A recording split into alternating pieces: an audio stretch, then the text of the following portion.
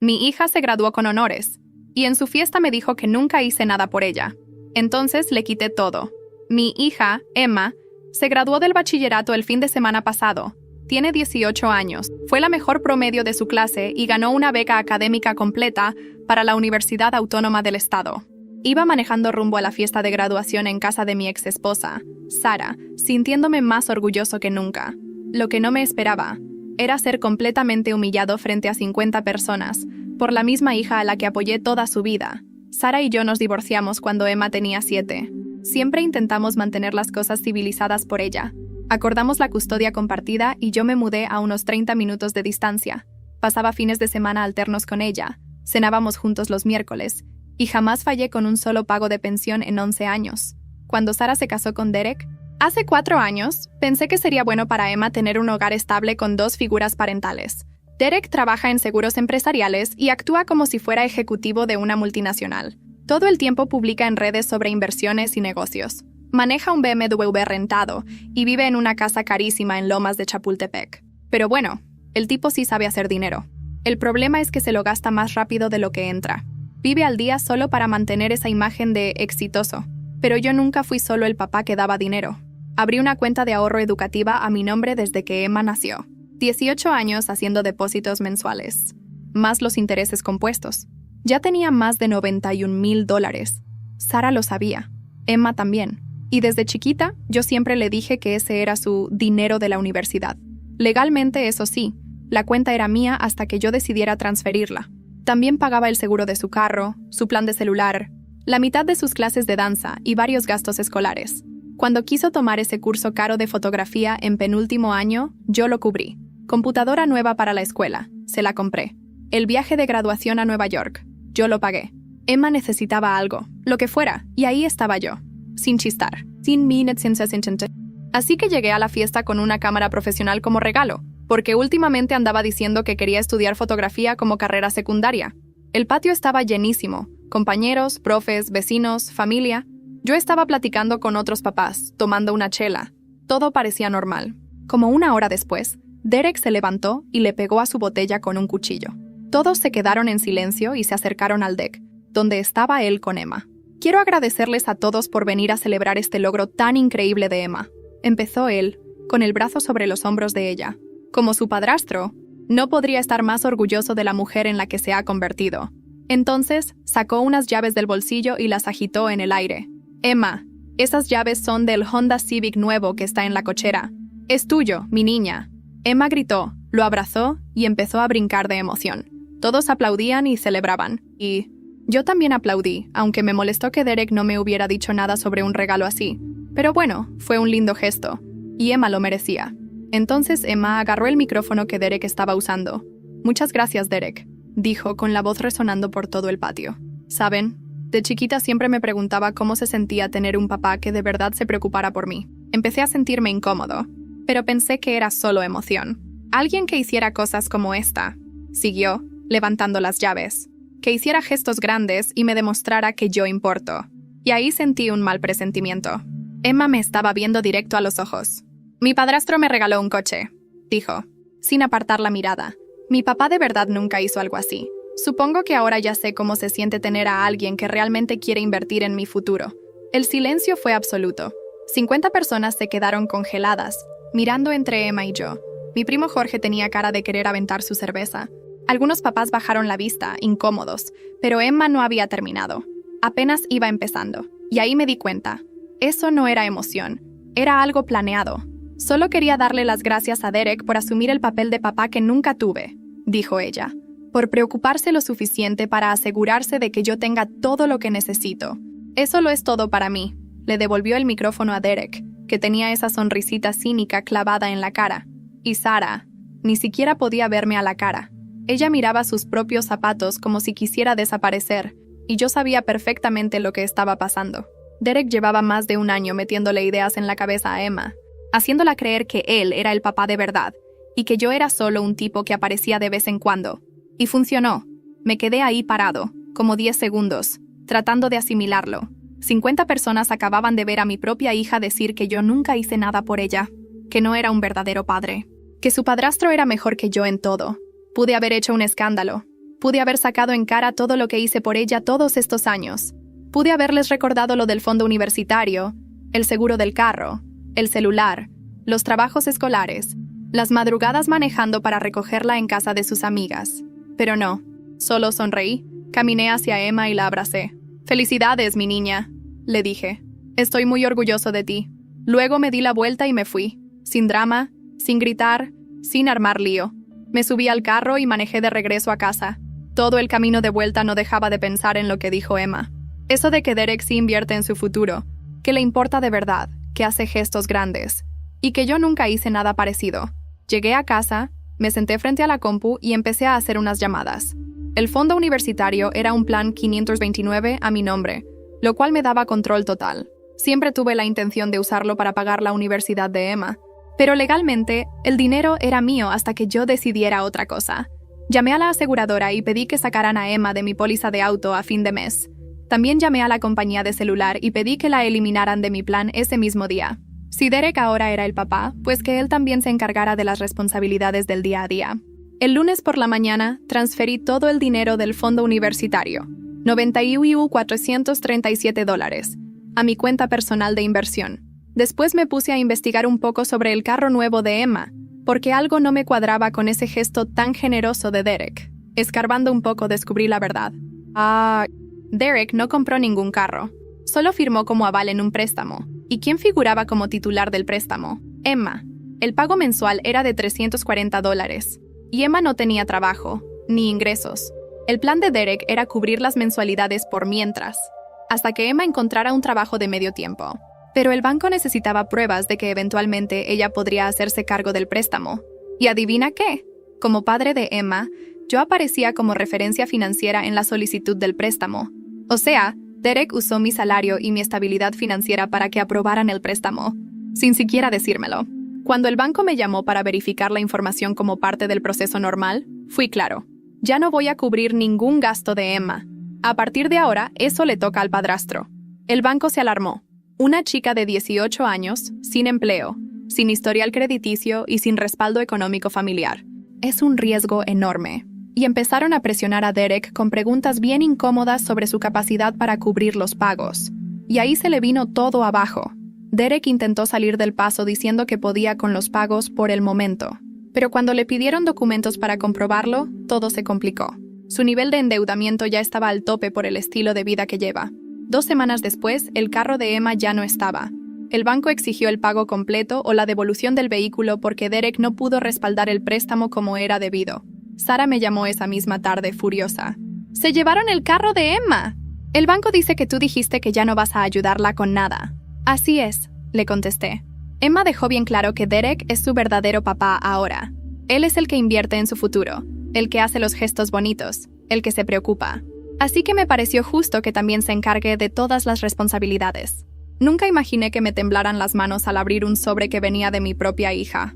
Aquel día, después de la ceremonia, Emma y yo nos fuimos caminando sin hablar. No sabíamos si reír, llorar o simplemente respirar después de todo lo que habíamos vivido. Me entregó ese sobre como si fuera una bomba, con los dedos tensos, la mirada baja. Subimos al carro sin decir palabra y durante los primeros 5 minutos solo se escuchaba el motor. ¿Quieres que lo lea ahora?, le pregunté. Ella negó con la cabeza, pero sonrió apenas. Me di cuenta de que estaba conteniendo muchas cosas. «Hazlo cuando estés solo», me dijo. Algunas cosas aún me duelen. Esa noche, ya en casa, me senté en el sillón viejo que sobrevivió desde el divorcio. Abrí el sobre con cuidado. Adentro había una docena de cartas, algunas escritas con plumón rosa y dibujos de mariposas, otras con tinta corrida, evidentemente manchadas por lágrimas. La primera era de cuando tenía 9 años.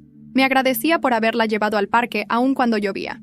Otra, a los 13, me pedía perdón por haber dicho que prefería quedarse en casa de su mamá. A los 16, la rabia se volvía tinta. Me culpaba por no entenderla, por hacerle sentir culpa cada vez que no podía verme. A los 17, la carta estaba vacía. Ni una palabra, solo mi nombre. Esa me dolió más que todas. Pero la última sí estaba escrita. Era reciente. «Papá, aún no sé si merezco que me mires con orgullo, pero quiero que sepas que no hay un solo día en que no piense en lo que hiciste por mí. Me equivoqué. No por elegir mal, sino por dejar que alguien más decidiera por mí. Me dejé llevar. Dejé que me usaran para herirte, y aún me duele saber que lo logré. Espero poder compensarlo algún día. Te amo. Te fallé. Pero te amo. Emma. Guardé las cartas como si fueran reliquias. Dormí poco esa noche, pero por primera vez en años, no me sentí culpable. Me sentí visto. Una semana después, Emma me escribió. Quería verme en persona, no solo para hablar, sino para mostrarme algo. Acordamos vernos en un café discreto en La Condesa. Cuando llegué, ya estaba ahí, nerviosa, con una carpeta negra sobre la mesa.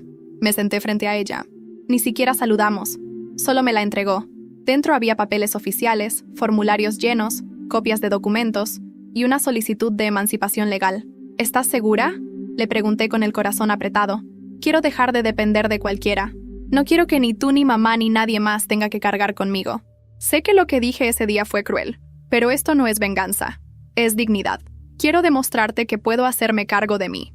Estaba decidiendo cortar el cordón con todos, sin quejarse, sin pedir, sin huir. En ese momento vi a Emma por fin como adulta. No por sus palabras, sino por su mirada. Le pregunté si había hablado con su madre. Me dijo que no. Sara aún creía que todo era una fase, que Emma iba a entrar en razón y volver a casa. Pero Emma ya no tenía casa, solo decisiones.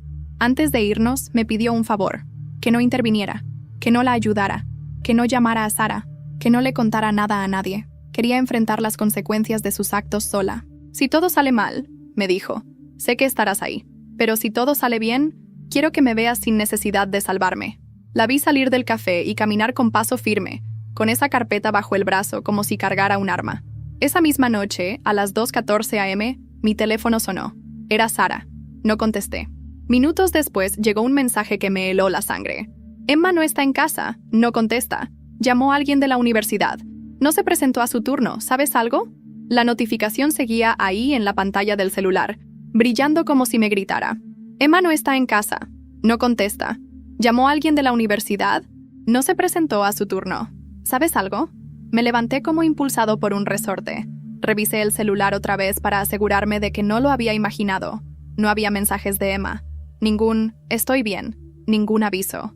Era extraño en ella. Podía ser terca, orgullosa, pero no irresponsable. Intenté llamarla. 1 vez, 2 veces. Nada. Fui a buscar las llaves del carro, pero me detuve en seco. Recordé lo que me había pedido, que no interviniera. Pero esto no era orgullo, ni independencia. Esto era preocupación real. Ansiedad con forma de vacío en el estómago. A las 3 de la mañana el silencio en la casa era espeso. Caminé de un lado al otro por media hora. Pensé en ir directo a su campus. Luego me dije que era absurdo. Y justo cuando estaba a punto de marcarle a Sara para decirle que iría a buscarla, recibí un mensaje. Era de un número desconocido.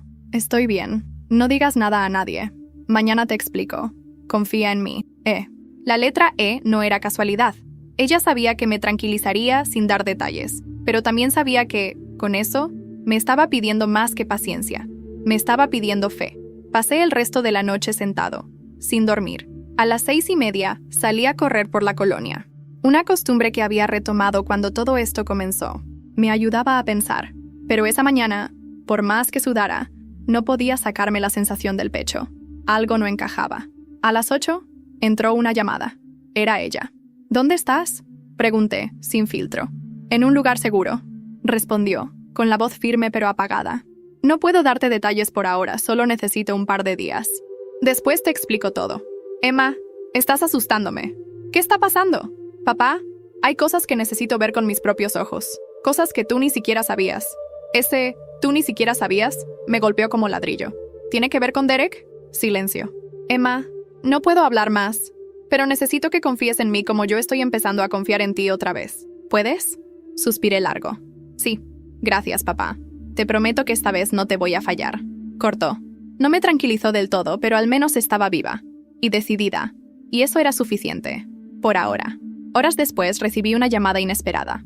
Era Jorge, mi primo, el que había estado en la fiesta de graduación. El que casi tiró su cerveza cuando oyó el discurso de Emma. Güey, ¿supiste lo que pasó en lo de Derek?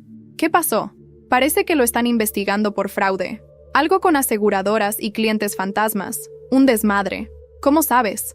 Un amigo trabaja en la oficina de fiscalización. Dicen que alguien entregó documentos internos de su empresa. Anónimos. Sentí una corriente eléctrica bajarme por la espalda. ¿Cuándo empezó esa investigación? Hace como 3 días, justo después de que ese tipo se peleara con Sara en plena calle. Gritaban cosas rarísimas. Que si, vas a arruinarme. Que si, tú no sabes lo que estás haciendo. Un vecino los grabó. Todo encajaba de repente. Emma, las cartas, la desaparición, la emancipación. No estaba huyendo, estaba peleando. Esa noche volví a revisar las cartas. Las leí una por una, buscando pistas, cualquier cosa que me indicara desde cuándo ella había empezado a desconfiar de Derek. Me detuve en una escrita con letra más reciente, algo descuidada, como si la hubiera escrito rápido y con rabia. A veces pienso que Derek solo me quiere como trofeo para mostrarle al mundo lo buen padrastro que es. Pero nunca escucha, nunca está realmente ahí. Todo lo que hace parece tener cámara escondida. Si algún día pasa algo, quiero que alguien sepa que yo lo vi venir. Me quedé helado. Y entonces recordé algo. Emma había tenido acceso al estudio de Derek, por años. Había ayudado a digitalizar sus documentos. Y sabía manejar una cámara mejor que nadie. Ella tenía pruebas. Y acababa de detonar una bomba. El día siguiente amaneció con un silencio extraño. Ese tipo de calma que no anuncia paz, sino tormenta. Desde temprano, mi teléfono no paró de vibrar con mensajes de familiares. ¿Supiste lo de Derek? Dicen que lo están investigando. ¿Emma está bien? Cada uno agregaba un grano más de sal sobre una herida que aún ni siquiera entendía por completo. Decidí no responder a nadie. En lugar de eso, fui directo al trabajo, pero no rendí nada. Me senté frente a la computadora. Abrí un archivo nuevo y empecé a escribir. No un documento legal, no una carta, un testimonio. Todo lo que había vivido desde el divorcio hasta ese momento. Desde las visitas de miércoles con hamburguesas y tarea, hasta la noche que Emma me dijo que nunca hice nada por ella. Quería dejar constancia. No por rabia, por claridad. A mediodía, mientras almorzaba solo en una banca cerca de la oficina, recibí el mensaje que cambiaría todo. Era un archivo de video. Remitente. Emma. Sin texto. Solo el archivo. Lo abrí con los dedos temblando. Apareció el rostro de Derek, sentado frente a una cámara que él mismo parecía haber encendido. Llevaba puesto su típico saco sport caro, camisa blanca abierta en el cuello. Tenía una copa de vino en la mano. Y hablaba, como si supiera que nadie más lo escuchaba. Mira, yo sé moverme. Sé disfrazar las cosas. Poner un par de nombres en una póliza. Firmar con la mano derecha mientras la izquierda desaparece el dinero. Y si algo sale mal, siempre hay alguien a quien culpar. Se reía. Sara no sabe nada. Y la niña, esa niña cree que soy un santo. Hasta me llama papá. ¿Puedes creerlo? Si supiera de dónde salió el dinero para ese carro, mi garganta se cerró. Emma había grabado a Derek en su propia oficina. ¿Cuándo? ¿Cómo? No lo sabía. Pero ahí estaba. Él mismo confesando delitos. Declaraciones claras. Pruebas reales. En ese momento entendí que mi hija no solo había despertado, estaba luchando. A su manera. Con sus herramientas. La llamé. No contestó. Le escribí. Recibí el video, estoy contigo. ¿Qué necesitas que haga? Pasaron horas sin respuesta. A las 6 de la tarde finalmente contestó. Nada. Solo cuídame si todo se pone feo. Lo que viene va a doler. Y vaya si dolió. A las 8 de la noche, en pleno noticiero nacional, apareció el rostro de Derek. El empresario Derek Ledesma está bajo investigación por fraude fiscal y falsificación de documentos. Una fuente anónima entregó material audiovisual comprometiendo su participación directa en delitos financieros. ¡Pum! Ahí estaba. Expuesto. Nacionalmente. Llamé a Sara. ¿Estás viendo esto? Silencio. Y luego, su voz, rota. Emma me dijo que no iba a regresar. Pensé que era una rabieta, pero me pidió que no borrara los videos de la cámara de seguridad del estudio. No entendí por qué. Hasta ahora. ¿Sabías algo de esto? No, juro que no. Derek me lo negó todo cuando lo confronté. Me dijo que era un ataque de un ex socio. Pero ahora se quebró. Por primera vez sentí que Sara no estaba mintiendo. No era cómplice, solo ciega. ¿Dónde está Emma? No lo sé, pero necesito verla.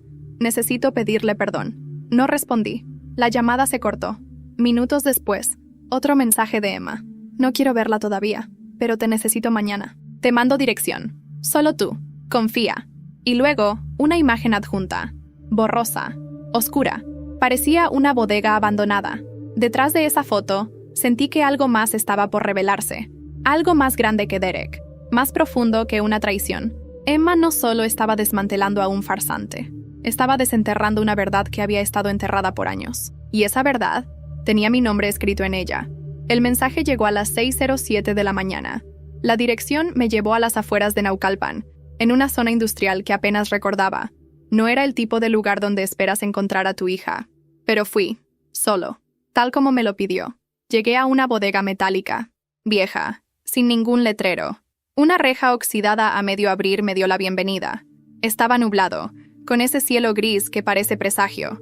Caminé despacio, los pasos retumbando en el concreto. El silencio era tan espeso que podía escuchar mi respiración. «Papá», me giré. Emma estaba detrás de un muro de metal, con una mochila al hombro, una libreta en la mano y el rostro marcado por noches sin dormir. No se veía rota.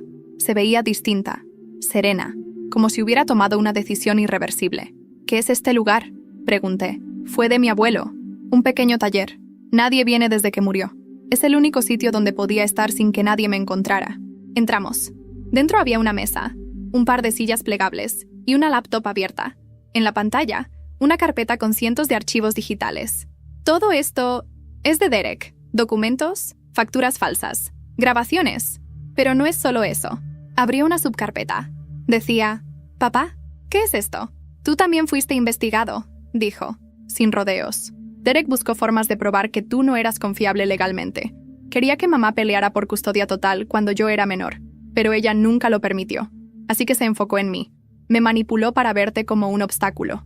Me senté sin decir nada. Tengo grabaciones de llamadas, correos interceptados, incluso documentos que él manipuló para hacerte ver como un padre negligente.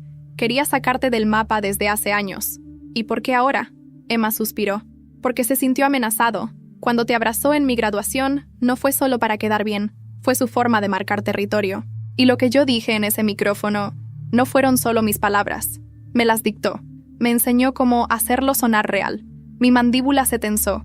El corazón golpeaba fuerte. Quería gritar, pero no lo hice. ¿Por qué me estás contando esto ahora? Porque necesito cerrar todo, y no puedo hacerlo sola.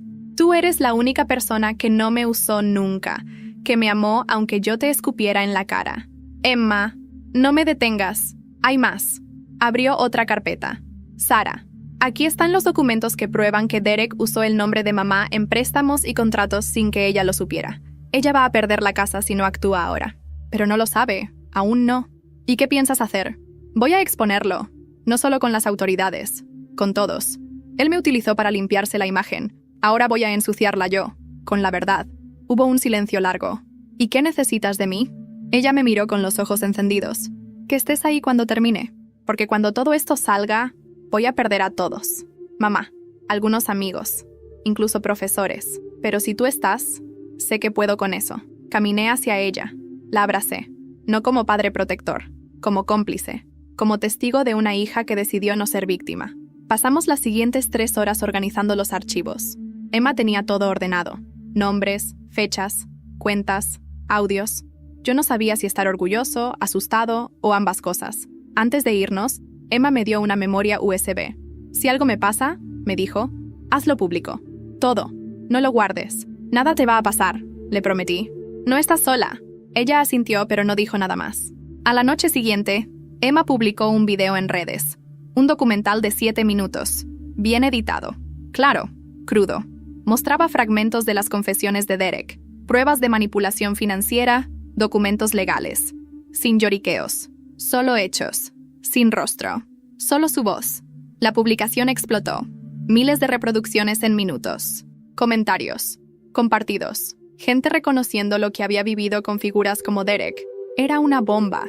Y entonces llegó el mensaje que no esperábamos. Un correo anónimo con asunto: «Lo que aún no sabes sobre tu madre». El asunto del correo me dejó frío. «Lo que aún no sabes sobre tu madre». Lo abrí sin pensarlo, con un presentimiento clavado en el estómago. El cuerpo del mensaje era breve, directo. No contenía amenazas, no tenía insultos, solo un par de líneas y un archivo adjunto. Ella lo supo, no todo, pero lo suficiente. Desde hace más de un año. Adjunto. Grabación de audio. Sara, 13 mayo.m4a. Me quedé mirando la pantalla como si el archivo fuera una bomba. Dudé. Quería creer que era mentira, que alguien quería dividirnos más. Pero algo dentro de mí ya lo sospechaba. Respiré hondo y puse play. Era Sara. Su voz estaba clara, tranquila. Hablaba por teléfono con alguien, probablemente Derek. No me importa cómo lo consigas, Derek. Solo asegúrate de que el préstamo esté a nombre de Emma. No quiero arriesgar mi historial. Si tú no puedes hacerlo sin meterme, entonces busca otra forma. Pausa. Sí. Lo de la beca también. Dile que mejor estudie fuera. Algo más elevado, con más proyección. Ella se lo va a creer. Solo que no quiero que sospeche que estamos bloqueando esa opción. ¿Ok? Silencio. Mi piel se erizó. Y por favor, mantén al papá fuera de esto. Él no necesita enterarse de los detalles. Con que siga pagando todo como idiota, nos sirve mejor. Ahí terminó el audio. Tuve que sentarme. Me sudaban las manos. Sentía un nudo en el pecho tan fuerte que apenas podía respirar. La mujer con la que compartí una hija, una vida, había sido parte del plan. No me dio rabia. Al principio solo incredulidad. Luego vergüenza. Por haber confiado. Por no haber visto nada. Y después sí, el enojo llegó como una ola, arrastrando todo a su paso. Pensé en Emma. ¿Ella sabía esto? Le escribí de inmediato. Le mandé el audio. Sin comentario. Tardó 15 minutos en responder. Ya lo escuché. Me lo mandaron hace una semana. No sabía si debía decírtelo. Perdón. Quería protegerte. Pero ahora entiendo que eso también fue una forma de control, como ella lo hizo conmigo. La rabia se convirtió en tristeza. Mi hija había descubierto que no solo fue manipulada por un padrastro narcisista, sino por su propia madre. ¿Qué vas a hacer ahora? Le escribí. Voy a hablar con ella. Hoy. A solas. ¿Estás segura? Sí. Tiene derecho a explicar. Pero también tiene que enfrentarme. Como mujer. No como hija. Como...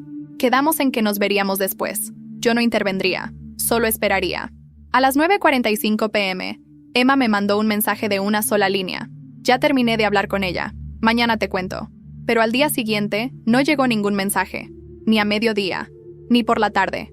Le escribí varias veces. Llamé. Silencio total. Al caer la noche empecé a preocuparme. No era normal. Incluso cuando necesitaba espacio, Emma siempre avisaba. Siempre. Llamé a Sara. Me contestó en el segundo tono. ¿Dónde está Emma? No está aquí, dijo, con voz seca. Después de hablar conmigo anoche, se fue. Dijo que necesitaba caminar. ¿Y no volvió? No. ¿Qué pasó entre ustedes? Sara dudó. Por primera vez su voz sonó quebrada. Me enfrentó. Me lo dijo todo. Me mostró el audio. Me preguntó por qué lo hice. Y...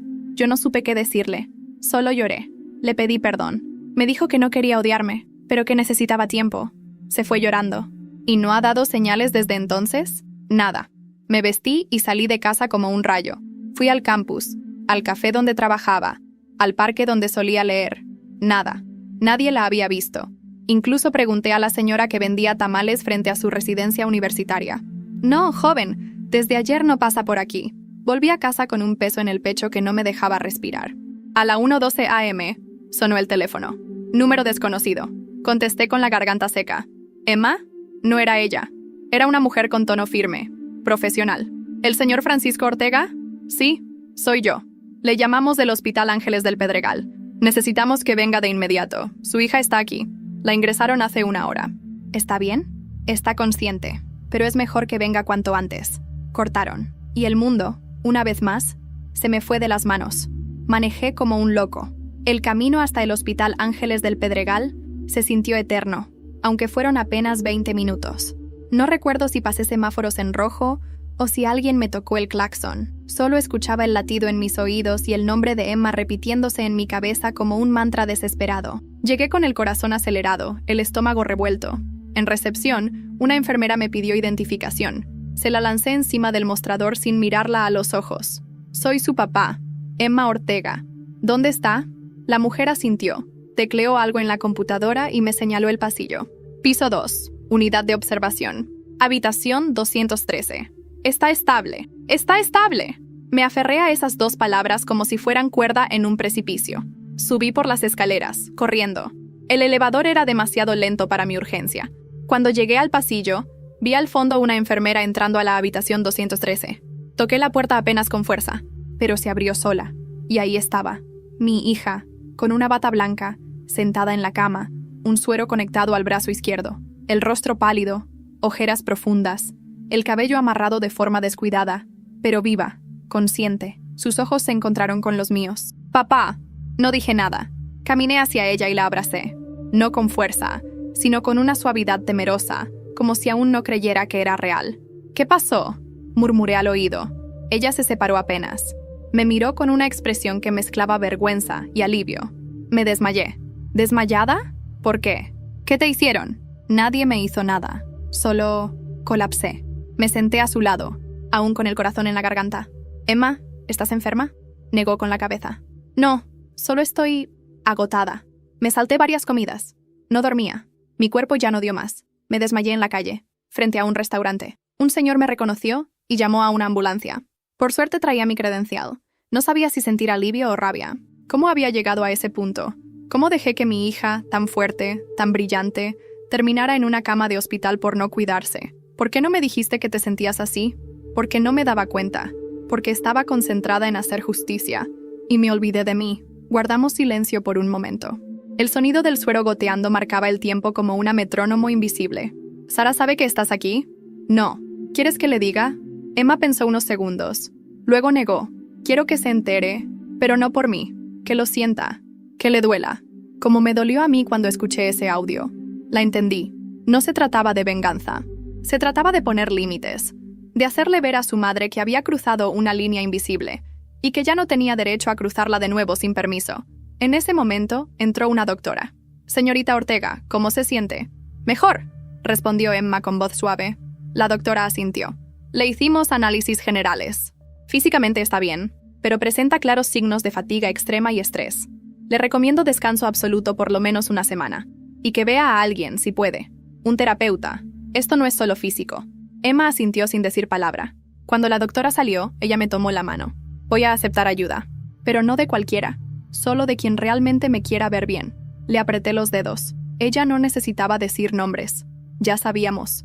Pasamos la noche en silencio. Yo en la silla incómoda junto a su cama. Ella durmiendo con respiración tranquila. Por fin, la luz tenue de la lámpara era lo único que rompía la oscuridad. Cerca de las 5 de la mañana, mi celular vibró. Un correo. Asunto. Respuesta oficial del banco sobre el caso del automóvil. Lo abrí. El mensaje decía: «Estimado señor Ortega, lamentamos informarle que tras la cancelación del aval financiero de su parte y la falta de cumplimiento de los pagos por parte del cofirmante, señor Derek Ledesma, se ha abierto una investigación por falsificación de documentos en el proceso de aprobación del préstamo, donde usted figura como víctima. Además, hemos detectado otros movimientos que requieren su atención urgente. Adjunto. Estado de cuenta con movimientos no reconocidos a nombre de Francisco Ortega». Y entonces supe que mi nombre no solo había sido usado como referencia. Derek había ido mucho más lejos, mucho más de lo que creíamos. Al principio no lo creí. Pensé que tal vez era un error administrativo, un caso de homonimia. Pero no. El estado de cuenta adjunto no dejaba lugar a dudas. Ahí estaba mi nombre completo, mi RFC, mi firma escaneada, y una serie de cargos que yo jamás había autorizado.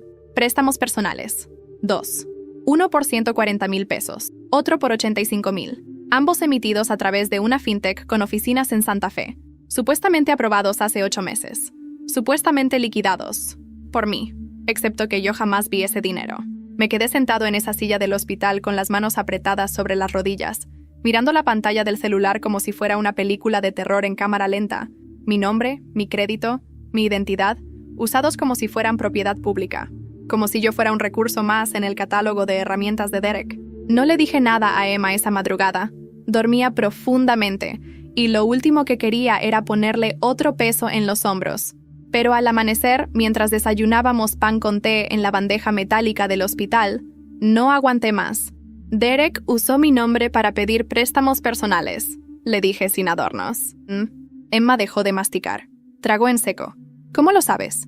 «Me llegó un correo del banco. Están investigando.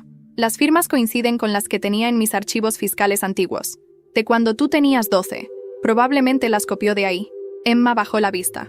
«Yo vi algo una vez, un archivo en PDF que tenía tu nombre. Pensé que era solo un ejemplo de contrato. Nunca imaginé». «No es tu culpa». «Sí lo es», dijo con los ojos humedeciéndose. «Porque confié en él, porque lo defendí cuando tú me advertías, porque lo dejé entrar a esa parte de nuestra vida». Me levanté, rodeé la cama y me senté junto a ella. «No tienes que cargar con lo que te hicieron creer. No tú». Ella se abrazó a sí misma, como si intentara mantener su cuerpo unido mientras todo lo demás se desmoronaba. «Ya no sé en qué confiar», dijo en voz baja. «Confía en esto», le dije, señalando entre nosotros. «Tú y yo. Nada más». Esa misma mañana, al salir del hospital, me fui directo a la oficina del abogado que me ayudó con el divorcio años atrás. Le llevé todos los documentos, el video de Derek, el audio de Sara, el correo del banco, todo. ¿Tienes pruebas de que tú no firmaste esto?, me preguntó. Tengo cómo demostrar que en esas fechas yo estaba fuera de la ciudad. Tengo estados de cuenta que prueban que nunca recibí ese dinero. Y tengo algo más importante, a mi hija como testigo. Mi abogado asintió lentamente, cruzando los dedos sobre el escritorio. Con esto no solo podemos ir tras él penalmente, también puedes demandar por daño moral, usurpación de identidad y fraude agravado. Pero hay un problema. ¿Cuál? Derek está escondido. Nadie lo ha visto desde que se publicó el video de Emma. No ha asistido a sus oficinas. Su celular está desconectado. Parece que está preparando una salida del país. Ese dato me heló. ¿Y qué podemos hacer? Congelar sus cuentas. Emitir alerta migratoria. Pero necesito una denuncia formal tuya. Hoy mismo. No lo dudé. Firmé todo. Declaré todo. Salí de ahí con la cabeza hirviendo y el corazón latiendo como tambor. Cuando volví a casa, tenía una carta en el buzón. Sí, una carta física, en sobre blanco, sin remitente. La abrí. Era una nota escrita a mano. La reconocí al instante. La letra de Sara. No estoy pidiendo perdón. Sé que no tengo derecho. Solo quiero que sepas que me equivoqué. Pensé que estaba protegiendo a Emma, pero estaba protegiendo mi comodidad, mi estabilidad, mi miedo. No supe ver quién era Derek hasta que fue demasiado tarde, y ahora no sé cómo vivir con eso. Si puedes, cuídala. No por mí, por ella, porque tú siempre fuiste el único que lo hizo sin condiciones. Debajo una frase final. Él no ha desaparecido. Solo cambió de nombre. Y de ciudad. Búscalo en Valle de Bravo. Su nuevo nombre es Daniel. Tuve que sentarme. Derek, o Daniel, estaba rehaciendo su vida mientras nosotros recogíamos los pedazos. Y entonces, supe que esto aún no había terminado. No hasta que él enfrentara lo que nos hizo. Valle de Bravo. No era la primera vez que lo visitaba, pero esa mañana el pueblo tenía un aire distinto. Menos turístico, más tenso, como si supiera que alguien estaba por ser desenmascarado. Conduje solo. Emma insistió en no ir. No quiero verlo. No quiero darle ni un segundo más de mi energía, me dijo. Y la entendí. Y esta vez no era por miedo, sino por evolución. Ella ya había librado su batalla. Esta era la mía. Con la carta de Sara en la mochila y una copia de la denuncia en la guantera, llegué a la dirección que me dio mi abogado. Una cabaña elegante, discreta, a orillas del lago. Casi una postal de tranquilidad. Si no supiera quién se escondía ahí dentro. Me estacioné frente a la entrada y me quedé un minuto respirando. En el retrovisor, mi propio reflejo me devolvió la mirada. Ojeras profundas, arrugas más marcadas, pero firme. Ya no era el mismo hombre que sonreía con nerviosismo en fiestas escolares. Era otro. Más claro, más despierto. Toqué la puerta. Nadie respondió. Toqué de nuevo, esta vez con fuerza. Daniel, o Derek, o como te llames ahora. Sé que estás ahí. Silencio. Entonces la puerta se abrió. Él, más delgado, barba crecida, pero el mismo aire de arrogancia apenas contenido. Me miró como si le debiera algo. No esperaba verte por aquí, dijo recargado en el marco de la puerta, sin moverse. Claro que no. No esperabas que nadie se atreviera a seguirte. ¿Qué quieres? La verdad. Y que pagues por todo lo que hiciste. A Emma, a mí, a Sara, a todos. Él se rió, seco. ¿Y vas a hacerlo tú solo? ¿Con qué? ¿Con tu dignidad de padre sacrificado? Por favor, Francisco. Siempre fuiste un hombre blando. Por eso te quitaron a tu familia. Por eso yo entré. Eso me dolió. Más por lo que tenía de verdad que por la provocación. Pero respiré. No era yo el que debía perder el control. No vine a pelear. Vine a avisarte. Hay una denuncia activa. Hay órdenes en proceso. Y hay algo más. Le lancé un sobre con copias de los documentos del banco y el correo del fraude. Los miró con desdén, como quien hojea un menú que no le interesa. Y esto es apenas el principio. Tengo pruebas, testigos, grabaciones. Tu cara ya está en noticieros. En redes. Hasta hay memes tuyos. La gente te está buscando. La gente olvida rápido, dijo con arrogancia. Pero los bancos no. Y los jueces menos. Él tragó saliva. Por primera vez vi una sombra de inseguridad. Tú no sabes con quién estás jugando, soltó de golpe. No, tú no sabías, porque no estabas jugando contra mí.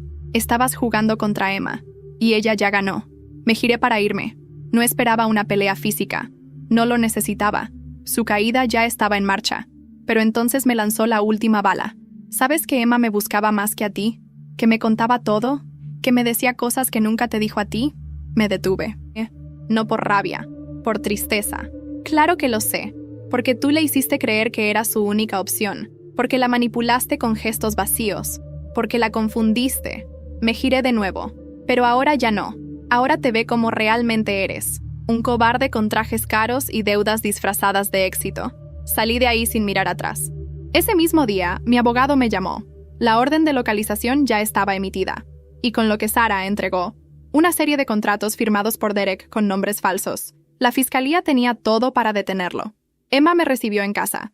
Llevaba puesta una de mis camisas viejas, como cuando era niña. Me abrazó antes de que yo dijera una palabra. ¿Ya terminó? Está empezando a terminar. Se me quedó viendo, seria. Entonces quiero cerrar esto como se debe, no huyendo, no evitando. Levantó el celular y me mostró una publicación programada.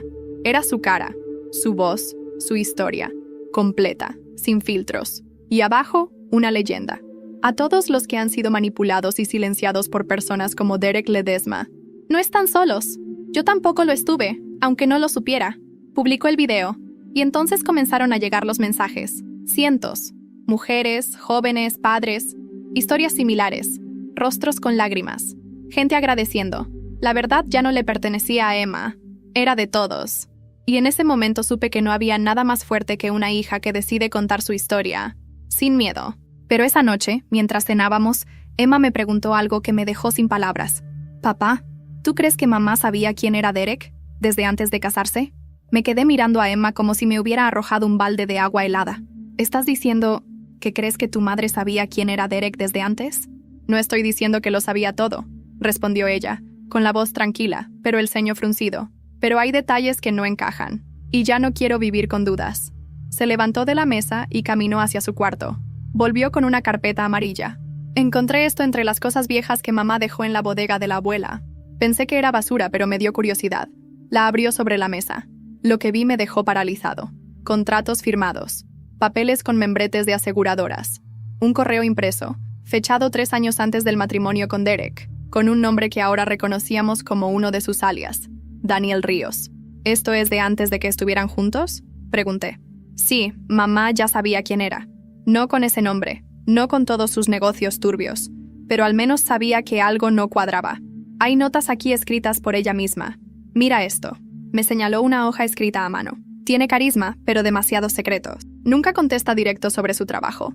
Algo me dice que no es quien dice ser. Pero si logra conseguir la inversión del señor Briones, quizá valga la pena arriesgarme. La frase final me aplastó. Quizá valga la pena arriesgarme. No decía conocerlo mejor. No decía ver si hay futuro. Decía arriesgarme. Como si él fuera una apuesta. Como si el plan siempre hubiera sido capitalizarlo. Ella jugó con fuego, dije en voz baja. Sabía que se estaba metiendo con alguien dudoso, y aún así lo metió a tu vida, a la nuestra. Emma estaba de pie, quieta, como si estuviera procesando algo más grande que todo lo que habíamos vivido hasta ahora. Entonces no fue que no vio venir todo esto, murmuró. Fue que prefirió mirar a otro lado, porque le convenía. Y cuando se dio cuenta de que el fuego la estaba quemando, ya era tarde. Guardamos los papeles, no por venganza, no por rencor. Por protección, ya no confiábamos en su juicio. A la mañana siguiente, decidí llamarla. Le pedí vernos. No en su casa, ni en la mía. En un café neutral, sin testigos, sin pretextos. Sara llegó con gafas oscuras, sin maquillaje. Se sentó frente a mí sin saludar. Estaba más delgada, más frágil, pero sus ojos, esos seguían esquivando los míos. Gracias por venir, le dije. ¿Dónde está Emma? No viene. Esto es entre tú y yo. Suspiró, largamente. ¿Vas a echarme en cara lo de Derek otra vez? Saqué la carpeta amarilla y la dejé sobre la mesa. No necesito hacerlo. Tú ya lo haces sola, cada vez que cierras los ojos. Sara la abrió. Pasó una a una las páginas. No dijo una palabra. Cuando llegó a la última hoja, sus labios temblaban. ¿Por qué las guardaste?, pregunté. No lo sé. Tal vez porque sabía que un día iba a tener que enfrentar esto. ¿Y por qué lo dejaste entrar a la vida de Emma? Ella levantó la mirada. Esta vez no la apartó, porque tenía miedo de criarla sola, de verme débil. Tú eras responsable, pero emocionalmente no estabas. Siempre con el trabajo, siempre con la cabeza en otro lado. Eso no justifica nada, Sara.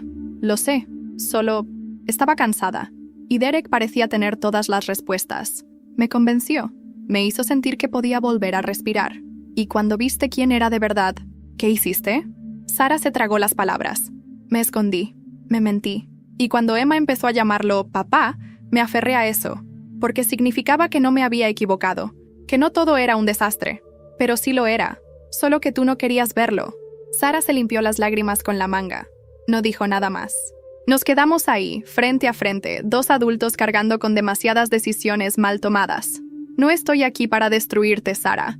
Solo quiero que entiendas por qué Emma no quiere hablar contigo. No es rencor, es protección. Está construyendo su vida desde cero y necesita espacio, tiempo, y tú tienes que respetarlo. Ella asintió lentamente. Lo entiendo, aunque me duela. Me levanté. Cuida de ti, por ella, no por ti. Salí sin mirar atrás. Esa noche, Emma y yo fuimos al mirador del Ajusco. Hacía frío, pero no importaba. Ella llevaba su cámara. Me pidió que posara para una foto, para el proyecto final del semestre. Dijo, tomó la imagen, la revisó, me la mostró. Era yo, con el cielo abierto detrás, y una expresión que no reconocí al principio. Paz. Esa es la imagen que voy a usar, dijo. ¿Qué título le vas a poner? Ella sonrió. Papá, versión original. Y por primera vez, sentí que todo estaba encontrando su lugar. Pero antes de dormir, recibí una notificación. Nueva solicitud en el proceso judicial. Declaración presencial de Francisco Ortega y Emma Ortega. Motivo. Se descubrieron nuevas víctimas relacionadas con el caso Ledesma. La sala del juzgado olía a madera vieja y tensión. Emma y yo estábamos sentados uno al lado del otro. Ella vestía formal. Pantalón negro, blusa blanca, sin maquillaje, el cabello recogido. No por protocolo, sino por respeto. Era su manera de decir, estoy aquí, presente, fuerte. Yo llevaba traje, el mismo que usé en su graduación. La ironía no se me escapaba. Ese día lo llevé como símbolo de orgullo. Hoy, como escudo. Frente a nosotros, una fila de carpetas, evidencias, declaraciones, documentos, y al centro, el rostro que por meses había sido la sombra detrás de todo. Derek Ledesma, ahora esposado, con un suéter gris, las manos temblorosas y la arrogancia hecha polvo. Ya no quedaba nada del hombre que se pavoneaba con BMW rentado y frases de motivación vacías. Ahora solo quedaba alguien roto, atrapado por sus propias mentiras. La audiencia era breve. Se trataba de presentar formalmente las nuevas pruebas. Otras 4 personas se habían sumado a la denuncia. Una ex socia, 2 ex empleados, y un joven que, como Emma, había sido usado como fachada para adquirir bienes. Pero el momento más importante llegó cuando el juez pidió nuestros testimonios. Emma fue primero. Se paró frente al estrado con la misma calma con la que reveló la verdad en redes. Su voz no titubeó, no vaciló. Habló de lo que vivió, de cómo la manipularon, de cómo la alejaron de su padre. Pero también dijo algo que me marcó para siempre. No estoy aquí para venganza, estoy aquí por justicia. Porque durante años viví creyendo que todo lo que recibía venía del amor, cuando en realidad venía de un cálculo, de una estrategia. Y quiero que ningún otro joven pase por lo mismo. Derek no la miraba. No podía. Era evidente. Luego fue mi turno. Caminé hasta el centro. Me aclaré la garganta. El juez me dio la palabra. No quiero hablar como víctima, aunque legalmente lo sea. Quiero hablar como padre, porque eso es lo único que me define con claridad. Yo no fui perfecto. Me equivoqué muchas veces. Trabajé de más. Estuve ausente emocionalmente en momentos importantes. Pero jamás dejé de estar. Jamás usé a mi hija como moneda. Jamás pretendí comprar su cariño. Hice una pausa. Y hoy, después de todo, estoy más orgulloso de ella que nunca, porque me enseñó que la verdad se sostiene sola, incluso cuando todos te dan la espalda. El juez asintió, y con un martillazo breve, cerró la audiencia preliminar. El juicio formal se fijó para dentro de 6 meses. Al salir, la prensa nos esperaba. No dimos declaraciones. Caminamos entre flashes y micrófonos con la frente en alto. En casa, Emma recibió un correo de la universidad. Su documental, el que publicó sobre Derek, había sido nominado para un reconocimiento nacional. Perspectivas Emergentes 2025. Ella solo sonrió y dijo, ya no me importa el premio, solo quiero que se vea. Pasaron los meses. El juicio fue rápido. Derek fue condenado por fraude, usurpación de identidad y evasión fiscal. 8 años sin derecho a fianza. Al enterarse de la sentencia, se desmayó. Fue levantado por guardias, sin dignidad. Sara, por su parte, se mudó. Se fue a Guadalajara a vivir con una tía. Nos escribe de vez en cuando. Emma la perdonó, pero aún mantiene distancia. Perdonar no es volver atrás, me dijo. Yo, por primera vez en mucho tiempo, me tomé vacaciones. Viaje corto. Oaxaca. Solo. Me llevé el cuaderno de Emma con las cartas. Lo leí entero una tarde frente al mar. Lloré. Sonreí. Cerré un ciclo. Emma cambió de carrera. Sigue con la fotografía, pero ahora estudia psicología. Quiero entender cómo la gente se pierde en otros, para evitar que se pierdan en sí mismos después. Me explicó. Seguimos cenando juntos cada miércoles como cuando era niña. Ahora ella cocina. A veces hablamos de lo que pasó. A veces no. Pero cada vez que me ve a los ojos y dice, gracias, sé que sobrevivimos. No intactos, no ilesos, pero vivos y más fuertes. Porque al final, el gesto más grande que uno puede hacer por alguien es seguir de pie. Y eso hicimos, ella y yo, juntos.